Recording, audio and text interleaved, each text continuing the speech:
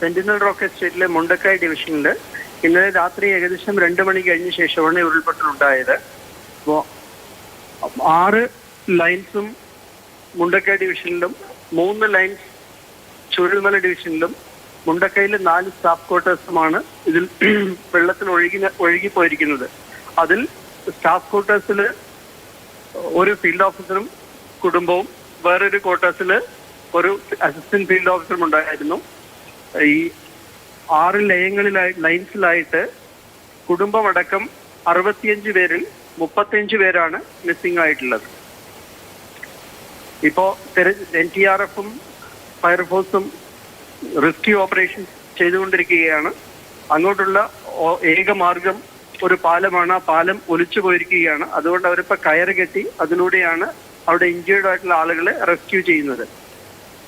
Shri ബെനൽ John, ഈ 9 ലയങ്ങളിലുണ്ടായിരുന്ന 10-65 പേരിൽ 35 പേരെ കാണാനില്ല. അവർ ഈ ഒഴുക്കിൽ പെട്ടുപോയതാണ്. അങ്ങനെ പലരും അവിടെ നിന്ന് മാറിയിട്ടുണ്ട്. ബന്ധുവീടുകളിൽ പോയവരുണ്ടാവാം. അപ്പൊ ആ കണക്കുകൾ കൃത്യമായി പരിശോധിച്ചാൽ മാത്രമേ. സ്റ്റാഫ് ക്വാർട്ടേഴ്സ് അങ്ങനെയാണോ? 4 സ്റ്റാഫ് ക്വാർട്ടേഴ്സ്. അതിൽ 2 ഒക്യുപ്പൈഡ് ആയിരുന്നുള്ളൂ.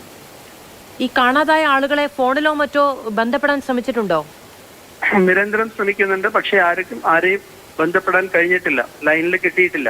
ഈ അവിടെ താമസിച്ചിരുന്ന ആളുകൾക്ക് തൊട്ടപ്പുറത്ത് ഈ ലയങ്ങളൊക്കെ എന്ന് പറയുമ്പോൾ ചേർന്നിരിക്കുന്ന കെട്ടിടങ്ങളാണല്ലോ, തൊട്ടപ്പുറത്ത് ആളുണ്ടായിരുന്നതായി അവർക്കറിയാമോ?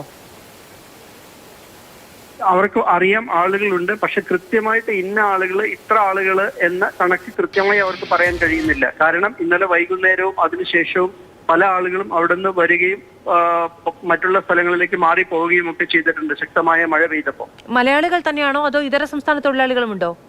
ഈ ലൈൻസിലുണ്ടായിരുന്ന മുഴുവൻ മലയാളികളാണ്. പക്ഷെ ഞങ്ങളുടെ വേറെ ഒരു ബിൽഡിംഗിൽ ഈ ക്വാർട്ടേഴ്സ് 4 ഒരെണ്ണത്തിൽ ഇതര സംസ്ഥാന തൊഴിലാളികൾ 4 പേരുണ്ടായിരുന്നു. അതിൽ 2 പേരുടെ ജീവൻ നഷ്ടപ്പെട്ട ഡെഡ് ബോഡി കിട്ടിയിട്ടുണ്ട്. 2 പേര് മിസ്സിംഗ് ആണ്.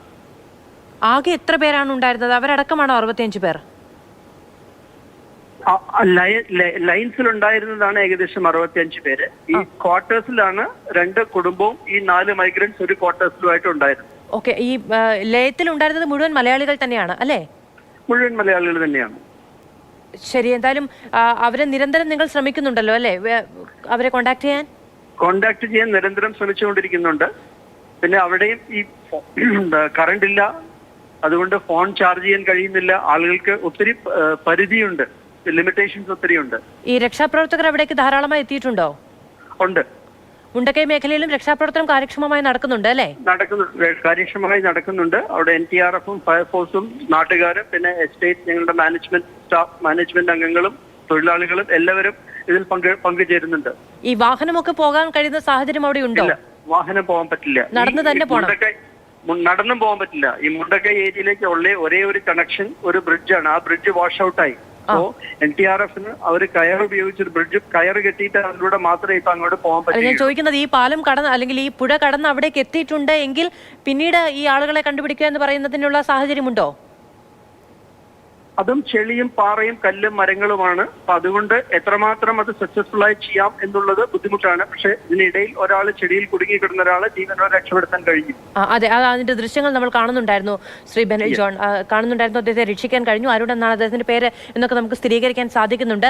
ഈ ലയങ്ങൾക്കപ്പുറത്ത് സാധാരണ വീടുകൾ ധാരാളമായിട്ടുണ്ടായിരുന്നു ആ മേഖലയിൽ. ലയങ്ങൾക്ക് മുകൾ സൈഡിലായിട്ട് കുറെ അധികം വീടുകൾ ഉണ്ടായിരുന്നു. പല വീടുകളിലും ഞങ്ങളുടെ തൊഴിലാളികൾ സ്വന്തമായി വീട് വെച്ച് താമസിക്കുന്നവരുണ്ട്. എസ്റ്റേറ്റുമായി ബന്ധമില്ലാത്ത ആളുകളും ഇവിടെ താമസിക്കുന്നുണ്ട്. ആ വീടുകളൊക്കെ സുരക്ഷിതമാണോ? ഇല്ല, ആ വീടുകളും കുറെ ഒഴുകി പോയിട്ടുണ്ട്. അത് എത്ര എന്ന് കൃത്യമായിട്ട് എനിക്ക് പറയാൻ പറ്റില്ല. ആണല്ലേ? അപ്പൊ അവിടെ പല വീടുകളിൽ നിന്നും ആളുകൾ മാറി താമസിക്കുകയും ചെയ്തിരുന്നു. പക്ഷെ എന്നാലും അതിൽ ആളുകൾ ഉണ്ടാവാം എന്ന് കരുതാം. കാരണം ഇന്നലെ വൈകുന്നേരം ആരെങ്കിലും കൃത്യമായി ആരൊക്കെയാണ് മാറിപ്പോയത് എന്ന് മാത്രം നമുക്ക് പറയാൻ പറ്റില്ല.